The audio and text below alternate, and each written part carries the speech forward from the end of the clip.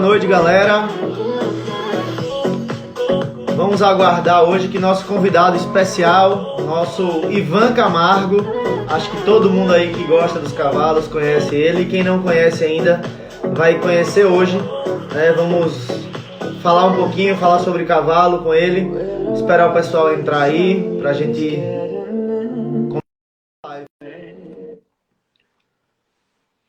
Vamos lá. Boa noite, Zé Marta. Boa noite a todo mundo que está entrando aí. Olá, Ivan. Boa noite, Yuri. Tudo bem, meu? Como é que é? Tudo bem, e você? Tudo bem também. Aqui estamos. Que horas são aí, Ivan, agora? 10 da noite. 10 da 4 noite. a mais que o Brasil. Aqui em 4 Portugal mais. é 1 hora. Portugal é 1 hora menos que o resto da Europa, né? Portugal e Inglaterra. Ah, tá, entendi, por isso. Ô, Ivan, vamos deixar o pessoal entrar aí, conversar um pouco aqui. Claro, claro. Em relação ao coronavírus, como é que você está aí? O cara que viaja tanto em casa, né? Deve estar assim. Preso, né? Preso. Preso. Não é fácil, não é fácil. Eu tenho alguns alunos aqui, ali na Quinta da Marinha. Tenho treinado o Jacques Fernandes também, que monta lá na Quinta da Beloura. Então sempre tenho. E tenho mais um cavaleiro profissional aqui, que é o João Alves e a filha, que estão mais ou menos a uns 50 minutos daqui, sentido norte, que chama Benavente, a cidade. Então eu tenho trabalhado um pouco e aqui a coisa não foi tão dura.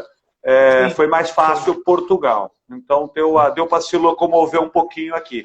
Mas basicamente em casa, quase 2 meses. Perfeito. Antes de a gente começar a nossa live propriamente dita, esse horário ainda o pessoal está chegando em casa, né? É um horário, claro, no Brasil um pouco difícil aí, mesmo com a quarentena. Tem o pessoal do cavalo está indo montar os cavalos e tudo. Então, exato, vamos aguardar um pouco. Ivan, eu queria só agradecer aí a todo mundo que divulgou, a todo mundo que fez as postagens, divulgação. Depois, durante a live, eu vou falar um pouquinho sobre isso, vou pedir licença para a gente falar de uma ação solidária que a gente está fazendo aí em relação aos pistinhas, em relação a pessoas carentes. E, para iniciar, eu queria te fazer uma pergunta clássica, que é: como é que você começou a se relacionar com os cavalos? Com quantos anos e como foi essa relação aí inicial? Foi interessante. Eu, como acho que boa parte sabe, eu sou de Curitiba. Meus pais paulistas, eu já nasci em Curitiba, 2 irmãs mais velhas minhas, nós somos em 5, eu sou o caçula de 4 mulheres, então fui muito ligado no fim com o meu pai, que acho que naquela época tinha medo de ser marica, né? Você ficar meio afeminado, né? Como eu dizia na época, depois de 4 mulheres. Então meu pai me pegou, eu tive muito com meu pai. Meu pai era um homem que gostava muito de cavalo, mas mais de fazenda. Meu avô era domador, tinha uma grande sensibilidade, essas coisas fomos descobrindo depois. Mas meu pai, por intermédio de um amigo dele, que também era do ramo imobiliário, me levou a assistir um concurso na Hípica Paranaense. Estamos falando disso de 1974. Eu tinha 9 para 10 anos. E um concurso internacional que teve, Argentina, Brasil todo, Chile. E aí me levaram porque esse filho do amigo meu já montava e já tinha cavalo, já competia provinha baixa, tudo. Eu fui e me encantei com aquilo. E meu pai adorou, porque já gostava de cavalo, e ele entrou no esporte junto comigo. Apesar de já ser um homem de cavalo, que facilitava. Ele já criava cavalo puro sangue, gostava, tal. Então foi aí que eu comecei, na escolinha da Hípica Paranaense. Então foi por intermédio de um amigo do meu pai. E você fez as categorias de base aqui no Brasil mesmo, ou você já foi para a Europa? Com quantos anos isso? Como foi essa? Não, eu tive a chance de participar de todas as categorias de base. Eu saltei campeonato de mirim. Eu lembro até que em 74 eu comecei, em 75 eu que era sempre em novembro o Campeonato Brasileiro de Mirim. A gente não tinha tanto concurso como tem já há muitos anos, na década de 90, nacionais para Mirim no Brasil inteiro, Júnior, todas as categorias, né? Pré-Mirim, não tinha. Era Mirim, Júnior e Mirim era 1,30. Então era difícil, era grande tudo.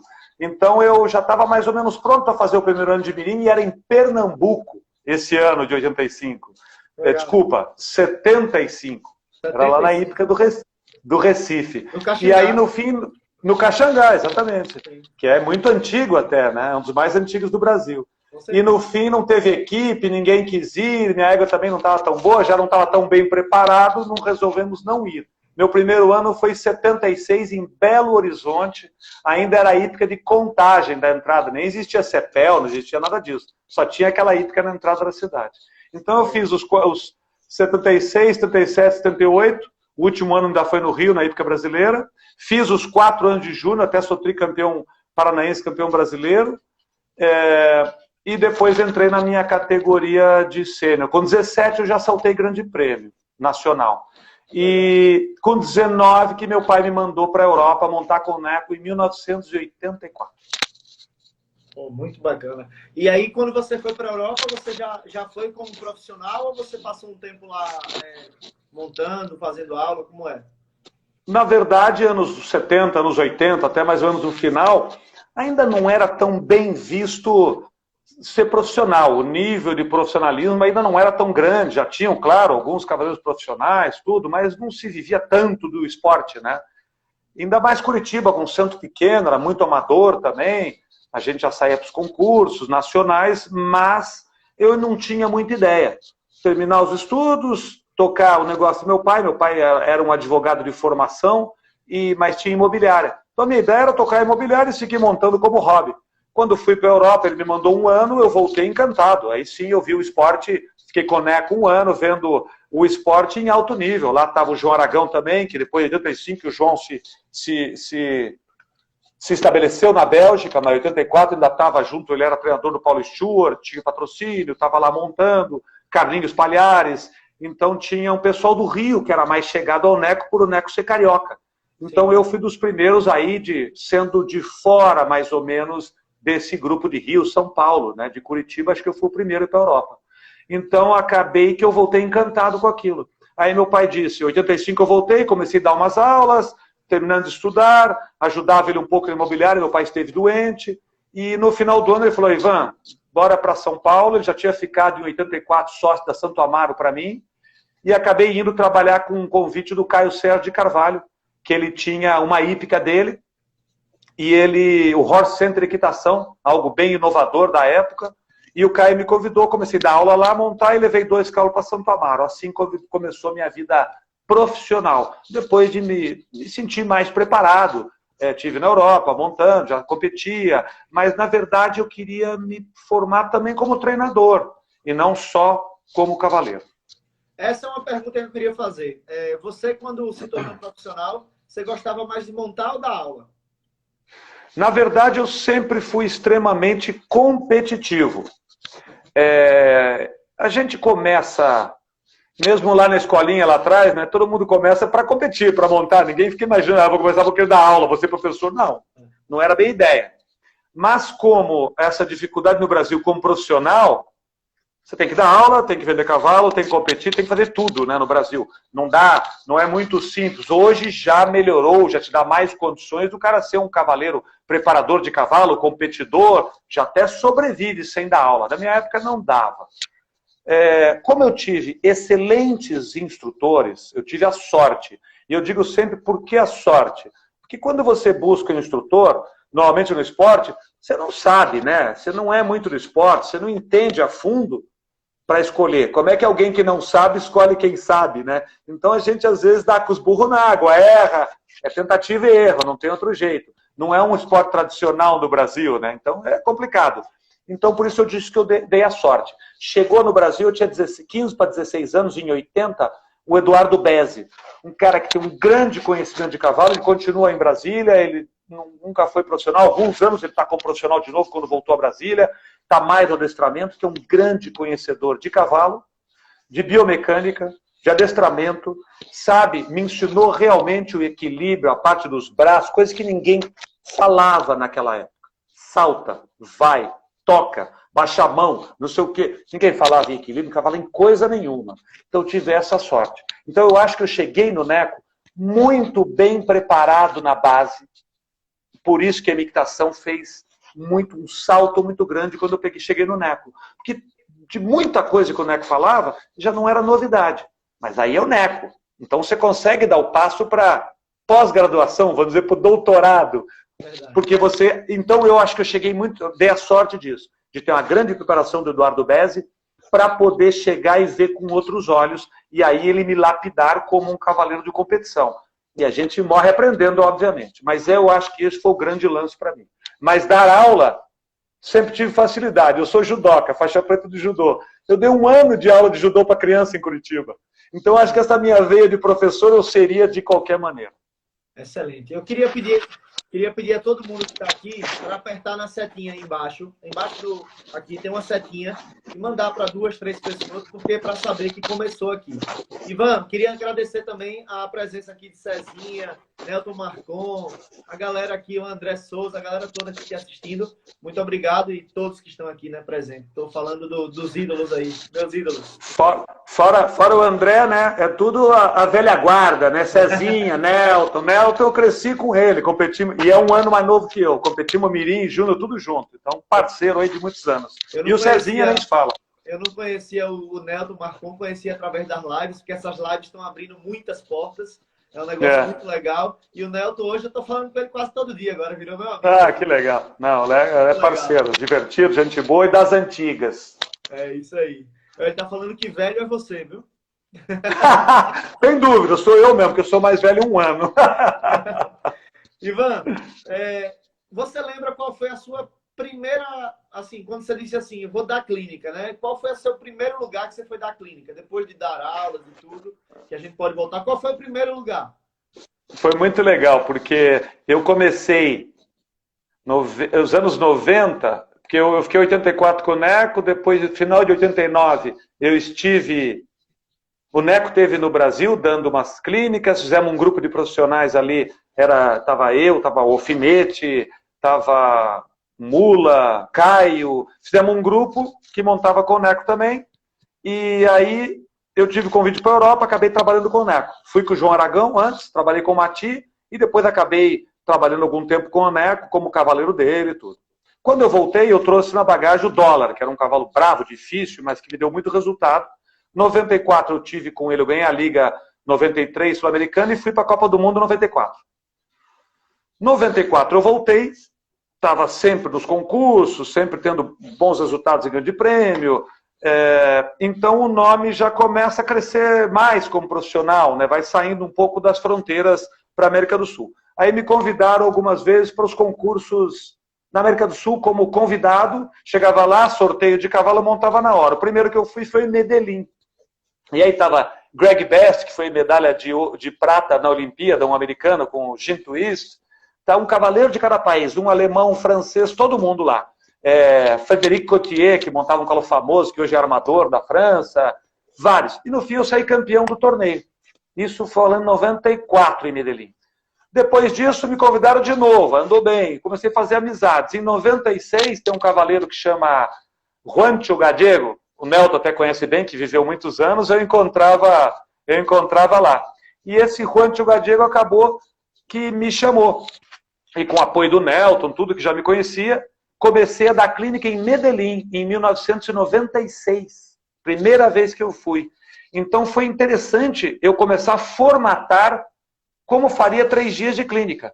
E chega num lugar super atrasado, que era a Colômbia na época, então 30, 35 em cada clínica, divide em grupos o dia inteiro, um trabalho super duro, longo, porque as pessoas ainda demoravam um pouco para pegar o sistema.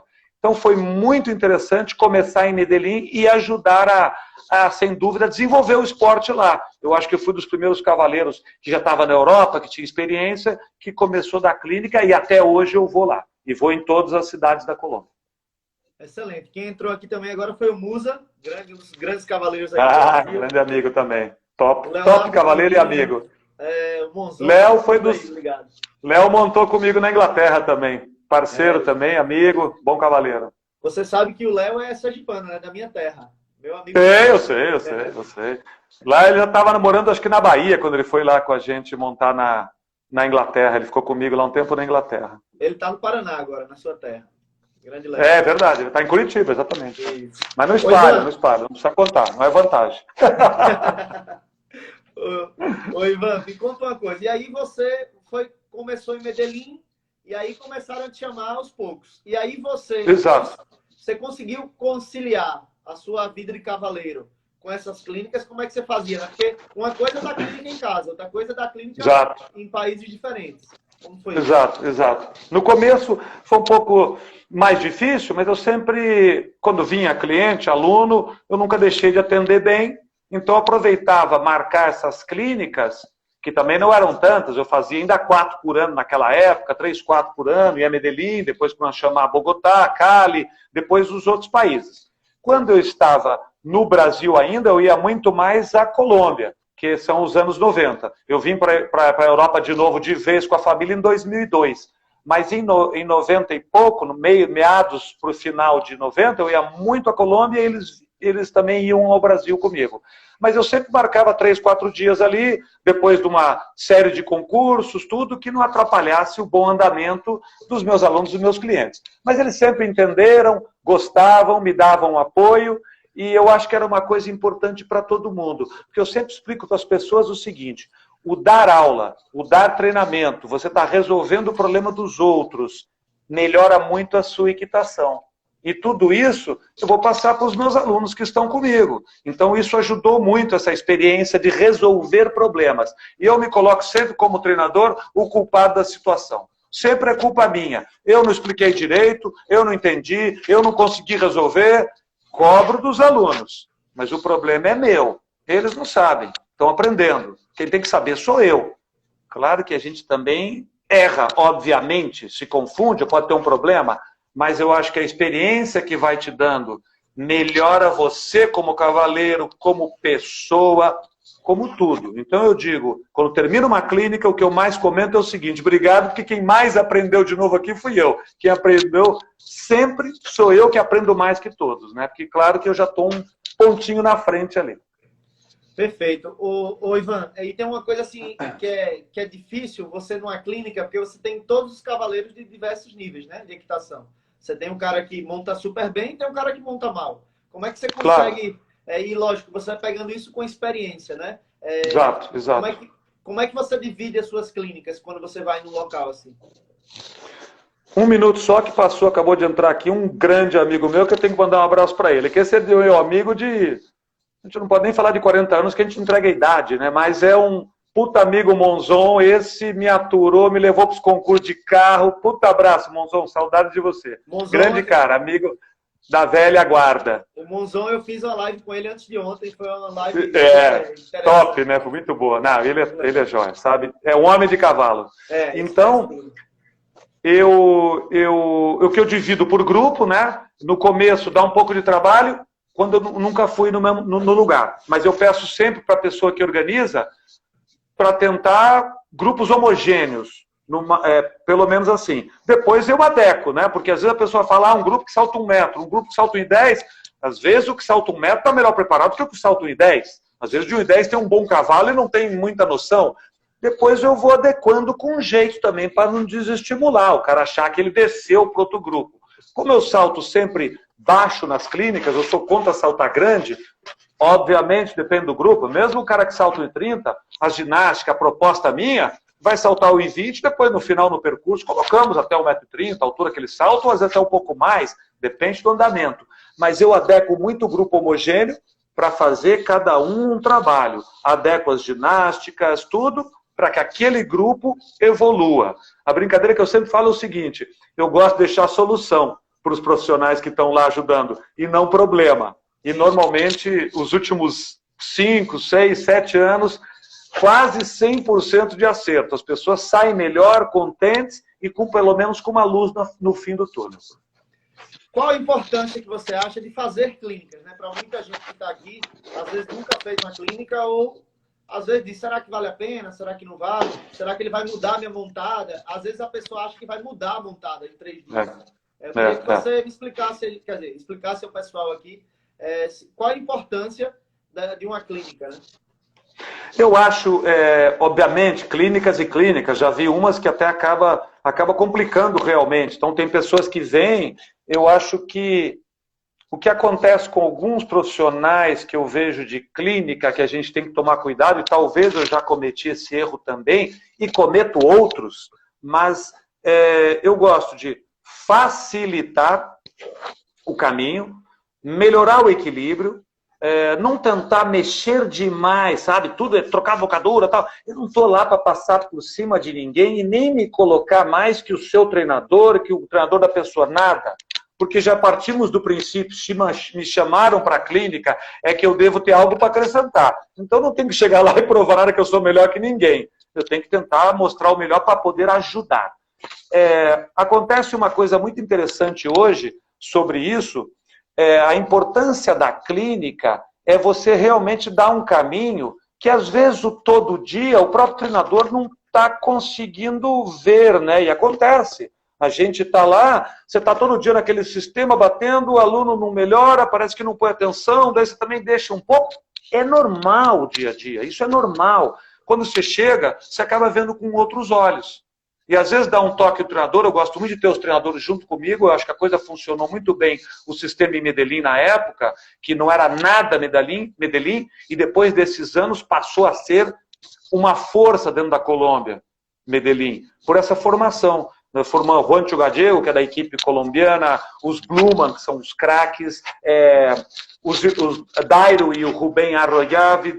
O Dairo está na Europa há muitos anos, é um super cavaleiro. Então, a gente ajudou a formar, a despertar esses cavaleiros. Então, a clínica, eu acho que busca um sistema, e em 3 dias dá para ver muita coisa e ajudar, sem tentar mudar demais o que está acontecendo. Porque aí muito profissional é contra. Muitos por ciúme, muitos por talvez ter que daí se mexer, né? Porque vem alguém e cutuca e mostra, depois o aluno vai cobrar. Dá trabalho, dá aula dá trabalho. Você mexer em obstáculo, mudar, sabe? Dá trabalho, tem que querer. Então eu entendo várias nuances de profissionais até serem contra a clínica. Eu entendo também. Mas eu acho que funciona bem e tem funcionado. Dá uma visão boa para a pessoa.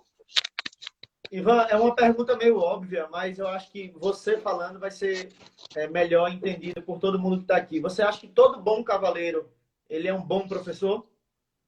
Não, essa é uma discussão antiga que eu tenho. Eu acho que é o seguinte, meu pai tinha uma máxima, eu sempre falo do meu pai que eu fui muito ligado com ele, e ele já faleceu, infelizmente, mas ele foi um homem de cavalo, descobriu o esporte depois, sabia tudo, muita gente que me conhece desde jovem, lembra de mim e meu pai do lado. Ele com a sua barba branca, um homem, um sábio, na verdade. Então ele falava uma coisa para mim, filho, cada um dá o que tem, nem mais, nem menos. O que tem boa educação dá boa educação, o que tem conhecimento dá conhecimento. Então aquela velha história, eu não acredito, não sou professor de Deus, mas eu não acredito. Quem sabe, passa. Aí você pode me dizer, mas tem o cara com boa didática, você tem boa didática, você, Yuri, tem boa didática, eu tenho... Tá bom, também tenho boa didática. Mas eu aprendi, fui atrás de conhecimento, eu tive que aprender, aquilo que eu te falei, tive bons instrutores. Quem tem bom professor, vira bom professor, em qualquer matéria. Então eu acho o seguinte, a minha geração também montou com os virtuosos, com os talentosos. O talentoso faz. Nem sempre ele aprendeu, claro, aprendeu muita coisa, sabe? Mas sai com uma facilidade que não é que ele não sabe passar. Ele não sabe. Ele faz. Então, na minha época, a gente sofria muito com isso. Eu ia montar com um cavaleiro bom e tal.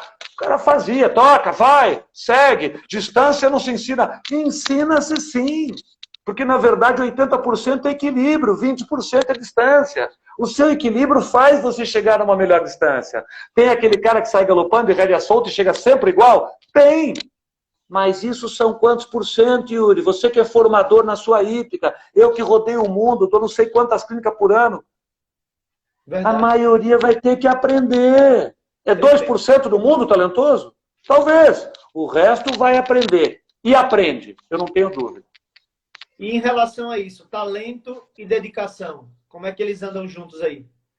Eu acho que é 80% transpiração e 20% inspiração. Isso que eu acho. Tem que trabalhar, tem que correr atrás. Agora, é que eu vejo, às vezes os pais cobrando, apertando. Meu filho, vê lá a história do Marlon.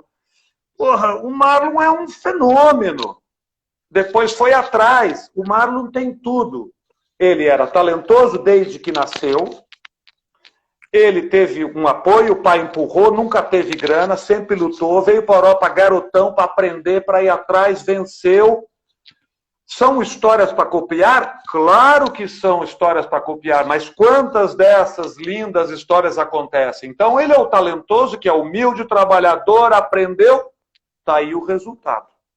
Mas não é assim tão simples, né? Eu digo que todo mundo aprende, todo mundo pode ter resultado, vai atrás, trabalha.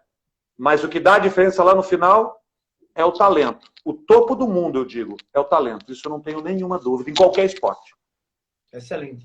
Você, como formador aí de vários cavaleiros, de vários profissionais, o que é que você acha que o cara tem que ter, lógico, na adolescência ali, que ele está pensando em ser profissional? Quais são as principais, vamos citar 3 coisas aí principais, de tantos que você já formou, quais eram as coisas comuns entre eles, de grandes cavaleiros? Eu vejo o foco, né? Aquela perseverança. Eu lembro dos meninos, os Guinato, o Fernando e o Felipe, desde garoto. O Fernando começou a montar comigo, já tinha 15. O Felipe tinha 11 anos. Felipe é um fenômeno, é desses talentos. O Nando aprendeu, é inteligente, monta bem, formador de cavalo, bom treinador. O Felipe, além de tudo, é um craque dentro da pista. Mas foi atrás de aprender. Agora, assim, então eu vejo a perseverança, o cara monta e não desce mais, ele quer fazer, ele quer aprender, ele está sempre ávido a aprender. E aguenta a pressão. Então, se o cara aguenta a pressão, é perseverante, inteligente também, com foco para trabalhar e aprender de tudo, né? Eu acho que as coisas principais é o cara ser esforçado, perseverante, buscar conhecimento incessantemente, mesmo que ele seja habilidoso, talentoso, porque se ele buscar tudo isso, aí ele vai ser um profissional diferente dos outros, que é o que a gente fala na Europa. Cada vez mais, o bom profissional chega longe. É o que junta todos esses itens. Não é só ser piloto dentro da pista. Isso aí tem um monte e vai ter 5 mil melhores que a gente. Ivan, mas é a história do deixar algo. É uma coisa que é bem legal de a gente conversar, é sobre também a cultura equestre, que você já comentou isso em outra live sua, que eu achei espetacular, eu quero que você repita isso, que é sobre a cultura equestre, que normalmente, nas nossas escolas hípicas aqui do Brasil, normalmente, não estou dizendo todas, a gente não tem a cultura que o europeu, por exemplo, dando um exemplo aí bem perto aí de você, tem, em ter a cultura de... E aí você vai explicar isso, qual é essa diferença? Sem dúvida, a Europa é uma tradição de, quantos anos na frente da gente? A gente é um esporte novo, é diferente a maneira do brasileiro, a gente está muito nos clubes, a criação sempre dentro dos clubes, todas essas facilidades, e o próprio povo está um pouco acostumado com a facilidade, né? É um pouco do brasileiro, o jeito, a tranquilidade, e não é do cavalo. Eu não acho, eu acho que melhorou, que cresceu, mas não acho que a América do Sul vai ter um dia a cultura que tem de cavalo na Europa. Não acho. Acho até uma utopia, né? Porque a coisa está aqui há tanto tempo, já passaram até por uma idade medieval, depois dos romanos, de toda aquela cultura, isso veio abaixo, sofreram, foi um horror, e depois a cultura chegou. Há quantos anos já? Nós estamos numa era medieval moderna, né? Passando pelo buraco, pelo caos, como está o país hoje, e a América do Sul é igual. Talvez um dia melhore, mas os tempos são outros. Então eu não acredito que o Brasil vá chegar a ter essa cultura de cavalo. Não acredito mesmo. Melhorou, mas é país... Brasil seguiu muito os Estados Unidos. Estados Unidos é dinheiro. A equitação é um desastre. É que a gente vê o Wellington, vai lá e salta, vê aquele show, aquela bolha, aquela mentira de quem gasta mais, paga mais. Vai saltar um fim de semana, custa $5 mil. Aonde, né? Nem na Europa. Se salta um 5 estrelas, custa 750 euros com a cocheira. Então, é mentira. Bacana ir lá da clínica, ganhar dinheiro, o americano paga, gasta, compra cavalo, o europeu lá só vai lá para vender cavalo. Mas temos 4 cavaleiros em nível Europa, top no mundo americano, sempre os mesmos, né? Formação, Zero. Compra cavalo, moe, destrói, compra cavalo, moe, destrói. É assim. Se você anda para grande parte dos Estados Unidos, a equitação é prova de 1,35 m. Dei clínica lá para o norte, subi, o grande prêmio é 1,35 m e é um desastre. A equitação no Brasil é melhor que lá. Tem muito mais formação no Brasil. Pela ligação com a Europa e com o Nelson Pessoa, que abriu as portas para a gente. Começamos a vir para a Europa e voltar a dar aula no Brasil. Essa que é a grande diferença. Você falou isso numa live, acho, com o Betinho, né? Com o Papo de Cavalo ali, e eu fiquei impressionado. Isso. Porque a gente aqui, eu, né, que não tinha muito conhecimento dos Estados Unidos, achei que era um grande formador hoje em dia de talentos, de equitação, né? Mas o que você me falou, e até o Nelson Marcon está mostrando aqui, ele acabou de falar, não é mentira, Ivan. É isso mesmo que acontece. E ele vive lá e vivencia, ele está vendo, porque ele é um cara que ajuda a formar, está trabalhando lá, mas é recheado de latino, sul-americano, trabalhando e ajudando a formar um pouco. Poucos formadores, a escola básica lá, no começo, dos grandes cavaleiros americanos, era boa? Claro, vou pegar um ou outro ali, a Busy nem treina, mas tem o outro cavaleiro craque lá, americano, o McLean. Eu competi com o pai do McLean, com o Barney Ward, na época eu montava Coneco, a equipe americana. O McLean, puta de um treinador, tem equitação, mas ele monta que nem europeu. A Bizimada monta que nem europeu. Você vai ver o bom americano, monta que nem europeu, não monta que nem americano. Aquela escolinha do Hunter, eu achava isso também há 20 anos atrás. Forma, montando tudo igual, o Hunter.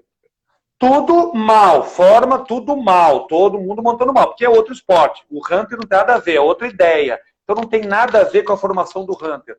Quem vai para o Hunter, vai para o Hunter, é outro esporte. Quem vai para o show jumping, vai para o show jumping, é outro esporte.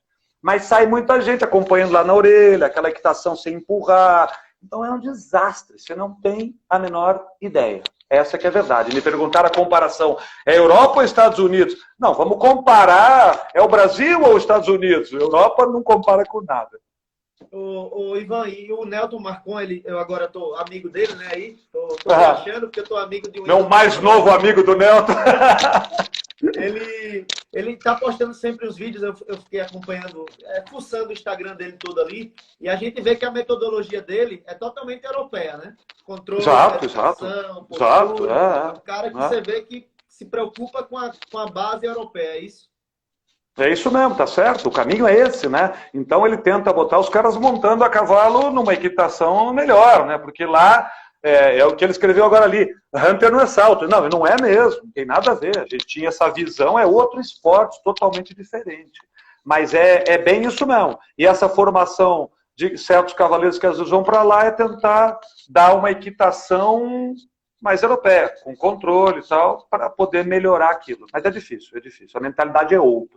É a mentalidade do compra, gasta. Que esse é o perigo do Brasil que eu vejo hoje em dia. Troca o cavalo, troca o treinador, compra outro cavalo.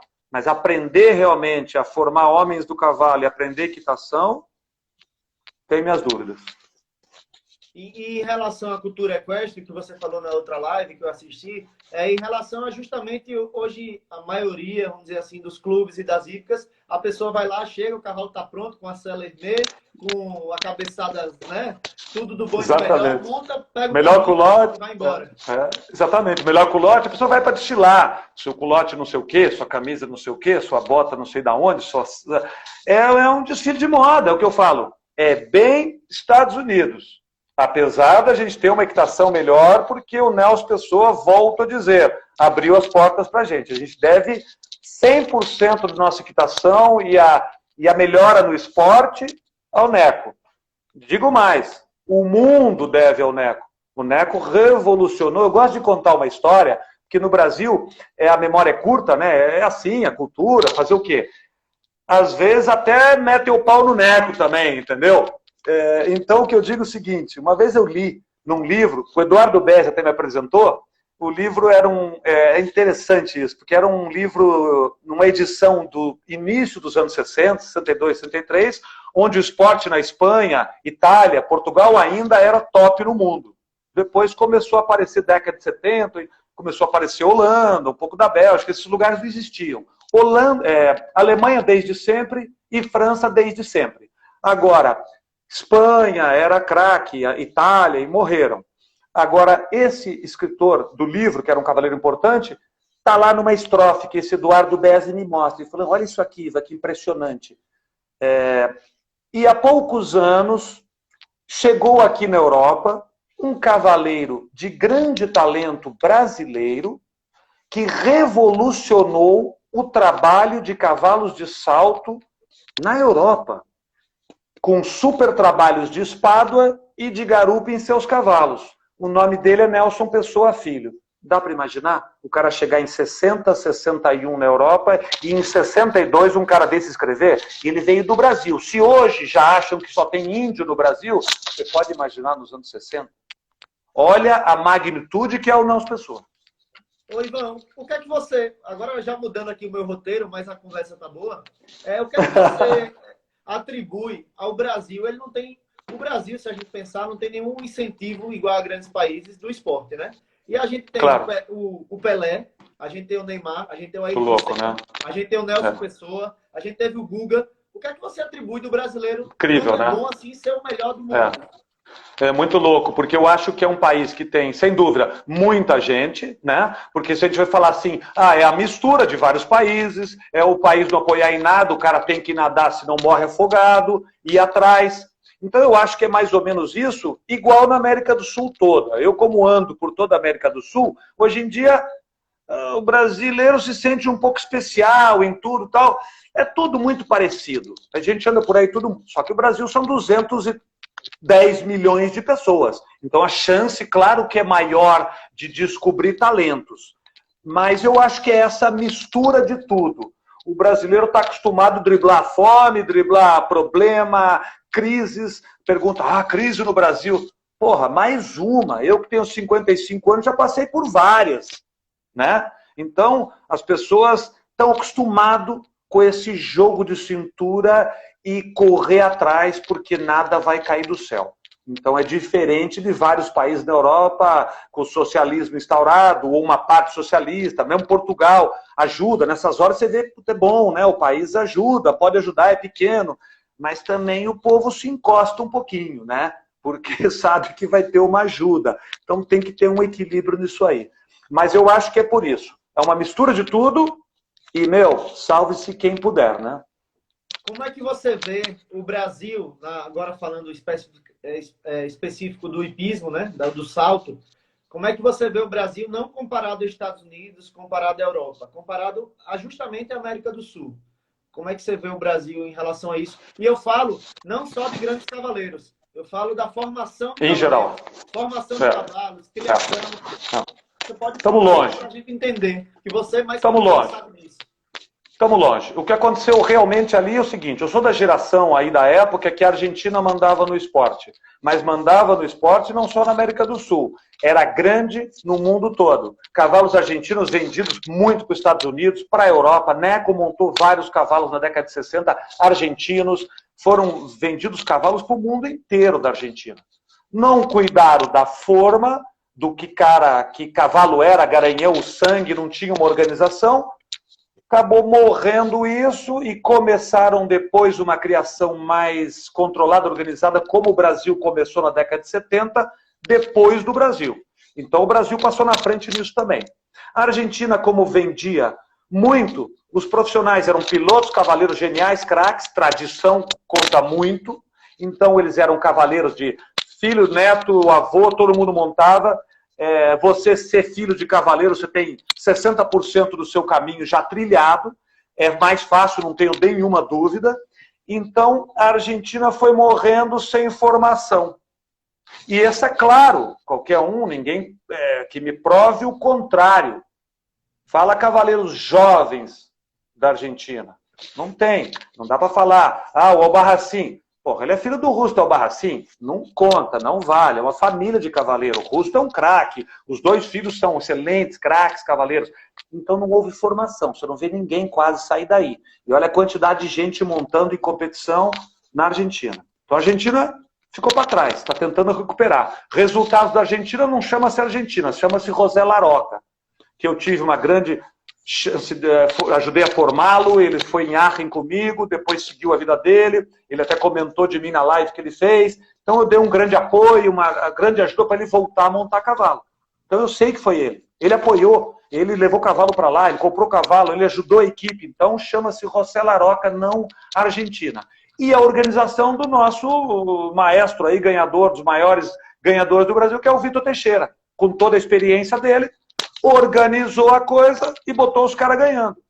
Mas ainda a formação está longe. Brasil teve formação. Como eu dizia, a gente voltava, tinha que dar aula, treinar os cavaleiros. Então tinha muitos formadores às custas de idas e vindas de Europa. E a criação que cresceu exponencialmente. Impressionante. A criação do Brasil hoje é das melhores do mundo, sem dúvida. Colômbia, hoje para mim é Brasil. Colômbia, um pouco mais longe, mas formador de cavalos, uma boa criação começando. Argentina, pela tradição, pelos cavalos, pelos concursos, mas é Brasil e Colômbia hoje em dia, como formação de cavaleiros e cavalos. Argentina segue, óbvio, alguma coisa porque é tradicional. Chile perdeu muito também, mas tem lá o Vaco Larraín que cria, que forma alguns cavalos, mas ficou muito pouco do que foi o Chile nos 60, nos 70, nos 50, uma potência mundial também. E os outros estão mais ou menos no mesmo balaio. Peru, Bolívia, muito amador o esporte, não tem profissional, é tudo amador, então acaba sendo um jogo de egos, de disputas. Venezuela não dá nem para tecer comentário, né? Porque tá tudo que tem tá fora de lá, porque lá não dá. Então, mais ou menos, o resto é igual. Hoje eu vejo o Brasil longe, 100 anos na frente. Colômbia e depois, um pouco atrás, Argentina. Legal, eu não sabia. Acho que a gente nunca comentou isso com ninguém em nenhuma live, justamente porque as pessoas não têm a experiência do local, né? Que você tem, exato, que vivenciou.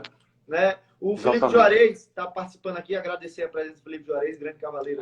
Esse também, meu conterrâneo, esse eu vi nascer praticamente, um craque. Ele está falando assim, falando em população, né, que a gente estava falando que o Brasil é muito grande, então a chance é maior de ter cavaleiros bons. Você conhece algum cavaleiro chinês bom, já que a população é mais de 1 bilhão de pessoas? Felizmente não, ainda não descobriram. Um chinês bom acho que não tem. Uma vez, naquela época, na Olimpíada, alugaram, fizeram um leasing de cavalo com o Paul Schockmiller, se não me engano, tal, mas já sumiu também, zero tradição, acho que não nunca apareceu, eu não vi. Vi alguns cavaleiros, vi uma amazona chinesa que monta, não, talento não. Montando corretamente já, tem gente para todo lado, mas talento não. Ivan, vamos falar agora de voltar um pouquinho nas suas clínicas. O que é que você acha do formato ideal de clínica? Porque antigamente, eu lembro que quando eu comecei, sei lá, 10 anos atrás, comecei a fazer clínica, as pessoas faziam 1 semana de clínica, 5 dias. E hoje em dia o formato são 3 dias. Eu acho que eu tenho comigo isso. Eu normalmente faço 3 dias. Raramente eu vou lá passar 4 ou 5 dias em outro lugar. De repente, às vezes as pessoas pedem mais longe, pelo custo, outras coisas. Mas normalmente 3 dias. Por que eu acho da clínica de 3 dias? Eu acho o ideal, o formato, porque acaba sendo muito intenso. Então eu também cuido muito os cavalos para que também não termine dali cavalo manco, machucado, arrebentado fisicamente. Então eu acabo o formato de 3 dias, trabalho de plano, vara no chão, tentar explicar um pouco o meu caminho, mover o equilíbrio, ver material, arrumar estribo, tudo essa organização que já é demorada no primeiro dia. Então acaba já a pessoa ficar montada há muito tempo ali, o desgaste dos cavalos. Então eu cuido muito isso. Para um segundo dia, algumas ginásticas, treinar algumas linhas, trabalha mais um pouco, aí aqueço menos e dou uma sessão maior de saltos, de linhas. E para um último dia, um aquecimento mais leve, como se fosse uma prova e um percurso. Que aí também fico no centro da pista e faz o percurso, fez bem, se quiser repetir até repete, mas às vezes eu poupo um pouco, repete alguma linha, mas termino com um percurso. Simplesmente para a coisa terminar numa crescente. E o nosso ponto é o cavalo, você queira ou não queira. Você desgasta, terminou super bem o segundo dia, mas você comeu os cavalos, terceiro dia você não vai conseguir fazer nada, entendeu? Então eu quero terminar os 3 dias a coisa funcionando, mostrando que o caminho para as pessoas. Então tem que ter um equilíbrio. Porque eu vejo clínica de salto. O cara faz uma semana, salta todo dia. Salta, salta, salta, salta, salta. Porra, aprender a saltar, eu já vi, puta, qualquer um saltar. Aprender a montar cavalo é diferente, né? Ivan, uma pergunta legal aqui do Renato, até agradecer o Renatinho aí pela presença. Ele perguntou se o México é muito parecido com os Estados Unidos na equitação. Exatamente igual, exatamente igual. O investimento é gigante, é um lugar que tem mais, a gente faz sempre uma brincadeira, eu não conheço nenhum cavaleiro brasileiro que foi trabalhar no México e não se deu bem, teve um puta de um cliente e competiu. Até os cavaleiros normais do Brasil, que ainda não eram estrelas, que eram até bons cavaleiros, mas não tinham chance no meio, né? Cada vez ficou mais difícil. Vão para lá, conseguem um puta cliente, ou acaba nos Estados Unidos, ou acaba num bom cliente lá, porque o mexicano gasta igual ao americano. Por estar do lado ali, é a vida do americano igualzinho. Gasta muito. Compra e gasta. Formação também pouca. Apesar, claro, temos bons cavaleiros mexicanos, sem dúvida. Ivan, vamos pegar 2019, que é mais recente. Quantas clínicas você deu nesse ano aí, 2019? Olha, 2018 eu dei 35. 2017 eu dei 25. 2019 eu voltei a montar, eu dei só 12. Mas eu estou dando um pouco menos de clínica agora, que eu voltei a montar, tem uns cavalos jovens e tal, estou segurando um pouquinho. Agora então nada, né? Porque estamos presos em casa. Mas eu já cheguei a dar 35 num ano. Já tive média de 30 por ano. E como é a família deve ficar doida, né? Porque não para em casa. É chato, mas eu acabo juntando, eu vou e faço 10, 12 dias, acho que o máximo que eu fiquei fora de casa foi 15. E aí passo 15 dias, 20 dias, depois saio de novo. Mas também não tem jeito, né? Todo mundo come todo dia, vai para a escola, agora tudo na faculdade, alguém tem que ajudar a pagar a conta. Minha mulher também trabalha, está há alguns anos já no mercado imobiliário em Portugal, se mexe tudo bem, mas é duro. A conta não é baratinha, não. O nego acha que você vem para a Europa, tudo é maravilhoso, não é bem assim. Não é fácil, não. E aí eu tenho um vídeo aqui de uma pessoa falando como é o Ivan Camargo, mesmo com essa correria louca aí, né? Vamos assistir aqui. Você assista aqui para você ver. Vamos botar aqui. Olá. Então, além de meu marido há 25 anos, o Ivan foi meu treinador, porque eu também montei há muitos anos. E a diferença na minha equitação depois que ele começou a me treinar foi impressionante. Ele tem uma capacidade de diagnóstico muito eficiente, uma capacidade de intervenção pontual, com muito sucesso.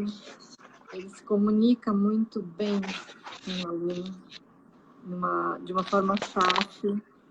E eu acho que, além de tudo, além das correções técnicas, a grande diferença do Ivan como treinador é na confiança que ele é capaz de passar ao aluno. É isso aí, Ivan. Viu? Que tem fã em casa também. Mulher não vale. Essa minha mulher é danada, viu? Porque foi legal a história com ela também, porque eu sempre brinco que eu não casei com a minha aluna, não. Nem namorei a minha aluna. Ela passou a montar comigo depois de 6 meses de namoro. Ela montou com vários treinadores em Santo Amaro e o último foi o Coronel Renildo, e aí depois ela passou a montar comigo. E realmente a equitação dela mudou completamente, porque além de tudo ela tem uma sensibilidade, uma inteligência. No casar comigo não foi muito inteligente, mas ela tem uma inteligência tremenda nisso de entender. Então hoje é das pessoas, sem dúvida nenhuma, que eu mais tenho essa conversa do cavalo em si, da equitação, de mostrar um vídeo para ela, e que eu ficava mais louco de raiva, que eu saltava um cavalo, às vezes, um cavalo jovem, estava melhor, eu me sentia bem, e aí eu saía e falava, pô, saltou bem. Aí ela fazia assim, ela não queria me desagradar, ela fazia, eu já ficava puto, porque eu sabia que eu ia ver o vídeo, também não ia gostar. Então, uma sensibilidade aprendeu. Danada, sempre foi muito competitiva, muito boa Amazona, foi campeã brasileira de Amazona com 16 anos, só tinha a prova maior, onde estavam todas as Amazonas boas, né? Hoje todas são campeã brasileira porque tem 1,10 m, 1,20 m e tudo. Não existia isso. E ela tinha 16 anos somente. Ela sempre foi muito aguerrida, mas depois ela aprendeu realmente a equitação, entendeu, e eu aprendi depois muita coisa com ela. Ela desenvolveu muita coisa dentro disso. Então é bacana, ela é danada realmente. Não é por ser minha mulher não, mas ela é danada, sabe tudo. Excelente. E conta essa história aí, então, ela caiu na pista e você entrou correndo. Que história é essa? Sacanagem. Isso colocava, não sei se você pegou essa época que o Tupa colocava os vídeos das fitas de tombos no concurso indoor. Então, nos intervalos, ele punha um telão enorme só com a fita de tombos. Então, vários cavaleiros tomando uns tombos espetaculares. O que o pessoal mais se divertia era com o dela, porque não era com o tombo. A discussão nossa é que tinha uma linha que, quando começaram a ficar as linhas intermediárias, tinha uma linha de 2 verticais, 16,5 metros. 3 longos ou 4 bem curtos. Ela, como mulher, eu brinco sempre, né? Quem quer ter o controle é a mulher, essa é uma outra tese que eu defendo. Mulher sempre vai acabar optando por puxar para trás, porque é da mulher. Mulher quer controlar sempre a situação. Não é uma lei, mas é quase uma regra. Então, ela sempre queria já pôr para trás. Quando ela era muito manso, muito controlada, eu falei, não, vai nos 3, porque depois tem um duplo, você não vai sair lá de dentro. Aí ela faz a volta na Paulista, na grama, sentido picadeira, e vira para a esquerda e vai. E já começou a preparar para os 4. E chegou para os 4, e eu grito, vai! Coitada, ela foi. Tomou uma bicicleta na segunda vertical e rolou. Aí, nego, só filme, eu desesperado. Antes dela cair no chão, já aparece eu correndo, atravessando a pista. Aí, ela levanta, pega o chicote assim, taca no chão e fica me dando um esporro no vídeo. Todo mundo fala, e eu com a cabeça baixa, assim, tá certo. Então o nego se diverte com o esporro que eu tomo, não com o tombo que ela leva. Então essa história ficou aí antiga. A bichinha é brava, viu? É brava. Vou arranjar esse vídeo. Ela é brava. Ela é brava. A baixinha é brava. E agora ainda faz levantamento de peso, né? Eu tenho que piar miudinho em casa. Com certeza. Ivan, algumas vezes, quando você está sem falar, eu acho que o barulho do fio fica um pouco fazendo barulho, mas não está te atrapalhando não, né? Não, mas eu vou ajeitar aqui. Eu achei que você não estava me escutando às vezes, porque faz esse barulho aí, tá? Tá. Ô Ivan, o que é que você acha, agora voltando aqui para a formação dos cavaleiros no Brasil, o que é que você acha que falta na escola de equitação do Brasil para que ela se torne cada vez mais forte? Olha, eu acho que olhar com um pouco mais de carinho, não vou dizer nem seriedade, né? Que eu não estou aqui para julgar se alguém é sério ou se não é sério, eu estou para julgar o conhecimento em si, né? A minha maior dificuldade o que eu digo, não me incomoda. Eu vou numa clínica, às vezes eu tenho cavaleiros que saltam 1,10 m, como você falou, de todas as alturas. Mas eu vou, às vezes em certos níveis, o cavaleiro já saltando 1,10 m, 1,20 m, eu tenho que voltar para certa base que a escolinha deveria ter ensinado. Sentar na sela, o equilíbrio, o corpo, trotar um pouco sem estribo, mas da maneira correta, equilibrar pelo menos o aluno para o cara conseguir depois dar os passos para frente com mais facilidade. A minha escola qual é? Dar arma, ferramenta para o cavaleiro. Boa noite, primo. Aquele abraço, Thiago Camargo ali. Então, esse é um que trabalhei muito junto com ele também. Muito talentoso, muito bom cavaleiro. Eu sempre achei que vocês eram irmãos. Eu fui descobrir... Primo. Eu sou mais bonitão com ele, mais cabeludo, mas a gente é primo. Então, a gente, na verdade, eu acho que falta um pouco essa base de pegar e acompanhar o cavaleiro. Eu sempre chamava o treinador, o professor, de todos os níveis, para mostrar alguns pontos, para que ele entenda com clareza o que ele tem que preparar naquele aluno para que depois o cara siga. Eu vejo vários cavaleiros saltando grande, tudo que eu vejo nitidamente defeitos que poderiam ter consertado lá na base. Aí o cara é talentoso, ele dá um drible naquilo e segue para frente. Né? 2 puxões, 3 empurradas, perna voa, se atira na orelha e ganha a prova. Tá bom, mas você quer montar como aquele cavaleiro? Ou você quer montar como o Rodrigo Pessoa monta? Você quer montar como o Marcos M monta? Não é fazer pose. É montar daquela maneira naturalmente. Dentro da comunicação, com a perna no lugar, com o braço elástico, com tudo aquilo, saber o que está fazendo. Então, eu acho que falta atenção e controle maior da confederação, das federações, para preparar esses treinadores, para ter pelo menos uma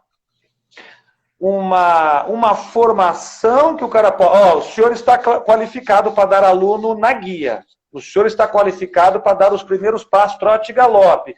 E cada um vai se formar dentro da sua capacidade. O que eu explico para os pais que há o professor do jardim de infância, do pré-primário, do primário, não é o mesmo professor. Passamos para o ginásio, já temos outros professores. Passamos para o, sei lá, o colegial, como chama hoje ali, depois da faculdade, da pós-graduação. Talvez o cara lá da faculdade, da pós-graduação, vai até dar uma aula boa para quem está começando lá. Mas o oposto não. E às vezes a gente tem o do pré-primário muito mal formado. O cara está mais interessado em vender o cavalo para o cliente do que ensiná-lo a montar. Vai vender o cavalo. É natural. O cara está na escolinha, uma hora vai comprar um cavalo. Mas ensina o cara a montar primeiro. Porque é essa que eu acho que é a grande preocupação. Então, se não tiver alguém com essa preocupação, que eu vejo que cada vez tem menos, que hoje o cara já vai vender, já vai ganhar dinheiro, e a garotada, às vezes, não teve formação, vai vender. Isso é normal, vai acontecer. Mas eu acho que falta regra, ordem, para poder qualificar quem vai te ensinar. E as pessoas também não perguntam, Yuri. Atenção com uma coisa. Eu acho que a pessoa chega e engole o primeiro falador que vê na frente. Ele conta uma história bonita, seu filho vem aqui, botamos o nome no computador, vai fazer assim, vai fazer assim. Peraí, mas o senhor formou quem? O senhor aprendeu com quem? Às vezes eu me assustava, ia montar com certos cavaleiros, na minha época de garoto, chegava em casa e falava pro meu pai, puta, não ouvi muita coisa, não entendi o que o cara fala. Filho, de novo, esse cara montou com quem? Qual foi a formação dele? Então eram coisas simples que meu pai tinha na cabeça que eu sigo e é verdade. Você tem que ver o que o cara se formou. Foi atrás de aprender? Qual a faculdade que ele foi? Sabe, esse tipo de coisa. Ninguém pergunta, mas os pais vão na escola. Qual é a escola? Não vão? Ô, Ivan, só para você saber que a gente vai ter que encerrar, né? Parece que passou Tá. 10 minutos, mas já passou uma hora. Foi rápido. Tá bom. Fazer mais um pouquinho para não encher muitas pessoas. E aí a gente vai fazer o seguinte, na próxima, a gente vai encerrar, vai abrir outra, e a resposta da próxima pergunta vai ser para... você acha que a escola de hipismo no Brasil é negligenciada pelos diretores, donos de hípicas e etc? Isso você vai responder na próxima live. E eu queria, a todo mundo que está aqui, aproveitar a sua audiência para dizer que eu lancei um programa novo de conteúdo prático e teórico para o hipismo brasileiro, que vai ser lançado hoje na Confederação Brasileira de Hipismo, que está dando total apoio. O nome do programa se chama Por Dentro do Hipismo. É uma série, tipo série do Netflix, com episódios, temporadas. Já estreamos a primeira. E a CBH agora vai ter a chancela aí da CBH, que adorou a ideia. Que maravilha. Parabéns. E a partir do próximo episódio, a CBH vai estar junto na divulgação e no apoio desse projeto. Que bacana, parabéns. Tá ótimo. Falamos já, então. Até já. Valeu, um abraço. Vai Até demorar já. um pouquinho aqui, porque eu tenho que salvar. Aí eu salvo e a gente abre outra, tá? Tranquilo. Até já. Abraço. Valeu, tchau, tchau.